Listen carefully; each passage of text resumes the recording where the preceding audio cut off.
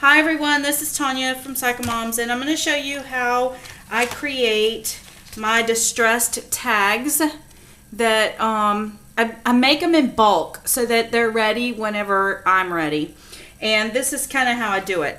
I have these luggage tags already, and they're made from, or they're just the manila luggage tags you get from an office supply store. And what I have here is a little bit of water. You can see how much. It's in a little plastic container here. And then I added a few drops of the sepia ink and one scotch. So it's basically 4 drops of the dark color to 1 drop of the lighter color, which this is butterscotch and this is sepia. So it's going to kind of tone down that sepia a little bit. Play with the colors, get the color that you desire. The longer you leave it in the solution, the darker it gets. So this is a very messy process. So if you are wearing an outfit or you've got nails and you don't want them ruined, I highly recommend an apron and a rubber gloves. I always have stained fingers. I used to have these fingernails and I got rid of them because they just kept getting in my way. But anyway, and you're just going to one at a time drop these tags down into this solution. And you're just going to kind of make sure it gets completely saturated. And I do, most of the time I replace this little piece of ribbon with something else, but I go ahead and do it too. Just because if I decide I want to keep it on there, depending on the type of book I'm doing, a masculine book, it looks much better. Or, you know, oh, get it all off, get it all off. Now I'm going to take, like I said, the longer you leave it in, the darker it's going to get. So you see how it's kind of not really. I've taken a cookie sheet and covered it with paper towels, and I'm just going to set that down on there and let it cool. And I'm going to continue that process. And some of them are going to look a lot different than others. It all depends on how long I leave them in there. I'm going to do a bunch of them at one time. You know, if you want it crinkled, ravel it all up, pull it out, put it back in there. That'll give it a nice distressed look. You know, whatever, it doesn't matter.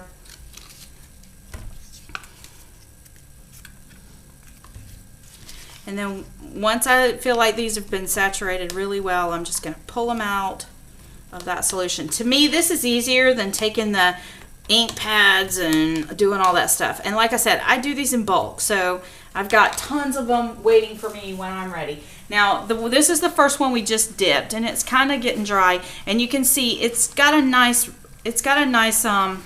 brown tint to it, but it's kind of got a rose undertone to it.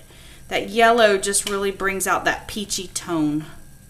Here's the one that I crinkled first.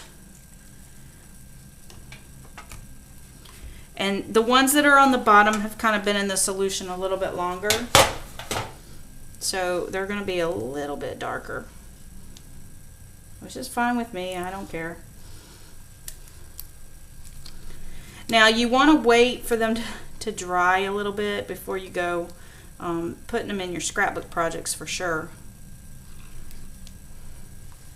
But I'm going to show you the next step after that. Now see, on that one it didn't quite cover it, so I'm just going to take my little tool and take all this excess and pull it over there on top of it.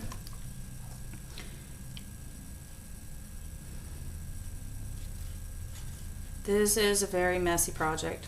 I feel like a chemist, like I have a chemistry lab going on in my house or something. Anyway, you want that fiber. These tags are really, you know, they don't soak up the solution quite well. So you really want to leave them in there a little longer than what I'm leaving them in there. But look, see how pretty that is? And every one of them is a little bit different. So now that I'm happy with this, I'm going to take my paper towels and I'm going to put this ink out of the way a little bit so it doesn't get all over everything. Take these extra tags and move them away. And I have my surface covered in wax paper, in freezer paper, and there's a reason for that too. I'll show you in just a minute. But when you get all of this ink off of here, see how this is starting to dry? You can just take your heat tool and heat it up, and it'll dry pretty quick. But I'm not going to go through the trouble of doing that yet. See how it's got like a really nice peach antique-y look to it? I'm still not done. I'm going to take those same tags, and while they're still a little bit damp, a couple of them I'm going to take and scrunch them all up.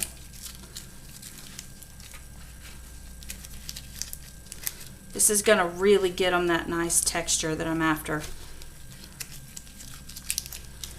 I'm going to leave the other 3 alone.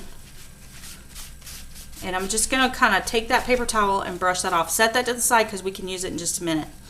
Now I'm going to take my glimmering mist that I have, which depending on the color that you're using, this will take on a different look.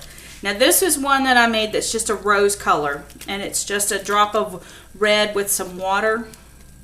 And watch what happens. It's just going to bring the pinks out.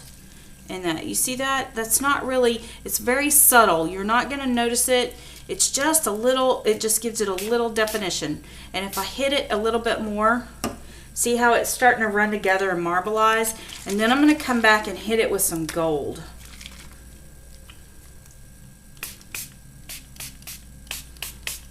Now, you can't probably see that in the video, but that has got some sparkle to it.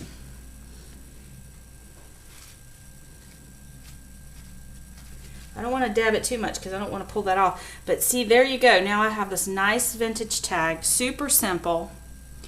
Elegant. Once it dries, I'll go around the edges with some walnut ink.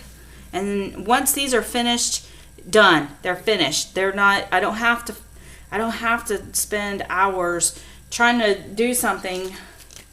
I usually try to do these whenever I just want to spend a minute or two in here just to kind of get some frustration out.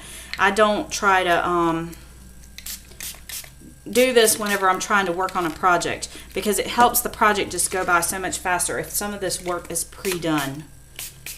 Now, with these that I set aside, I'm going to come back with a different color.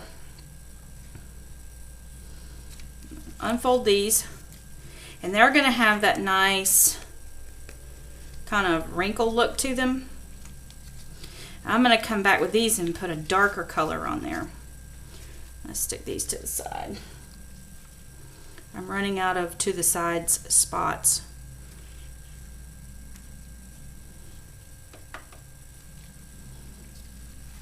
Now let these dry, usually overnight. You can hit them with the heat tool to make them dry faster, but I like to let the fibers of the paper soak up that ink a little bit more, and I don't mess with the heat tool if I don't have to. It just generates heat in here.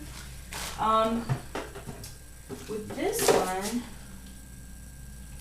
I think I'm gonna try maybe a little of the I have a really dark red. Let's see what this one does. This is really dark red. Ooh, I'm liking that. Put a little gold on it. I'm really liking how that's turning out. See how it's picking up the ridges in the paper? Now I have a blue one I'm going to try on this one. I don't want to contaminate my reds, so I'm going to push this one out of the way.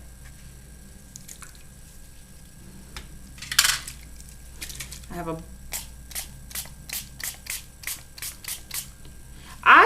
I just play. Mix it, match it, do whatever. Sometimes it works, sometimes it doesn't. If I don't like it, I just blot it off. But I like how that blue, you can't really tell it was blue. It just sort of has a marbled color to it. That's really neat looking to me. I'm going to hit that one with that red a little more. Ooh, look how rich that got. Ooh, I'm liking that.